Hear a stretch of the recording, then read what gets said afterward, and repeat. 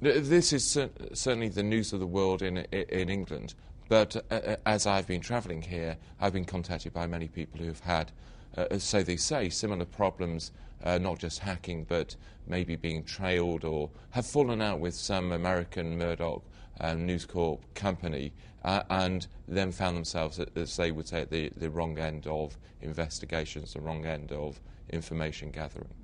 So do you believe through this process there are going to be new allegations that come out that have not been aired in the Levinson inquiry, or we have not heard yet? I haven't just visited America. I was in Australia as well recently, and the same things have happened. It's a systemic problem that has come. It's really coming from the extent of ownership by one company. Power corrupts, absolute power corrupts absolutely. When you have a very wide media ownership, it moves on to the fact that it has power, and it can look at the power and can use that power perhaps wrongly.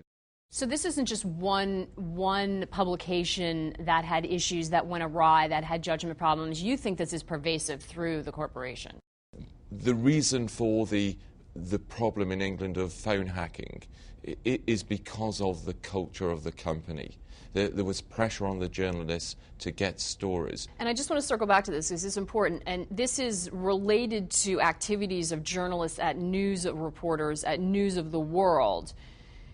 You don't know whether this has happened at any other News Corp properties, either B-Sky B or here in the U.S., importantly, newspapers here in the U.S., television outlets here in the U.S. I mean, that's entirely the case. I mean, to explain it, right, what was lucky was that in order to get some evidence, is that Glenn Mulcair, the inquiry agent, the detective, had written down notes of his activity for the News of the World, the English newspaper, between something about December 2001 to May-June 2006. So that's what the police have. He obviously wasn't the only detective who was doing these things. I've spoken to an American detective who was working in America for News of the World in England. Now, it seems uncanny that you would say, well, the only detectives were this one in America and Glenn Mulcair, and News of the World was the only newspaper. One gets a feeling that just because the evidence exists in respect of one newspaper doesn't mean to say, you know, if one house gets burgled and one burglar gets caught, it doesn't mean he's the only burglar. It just means he's the only burglar who happened to be caught.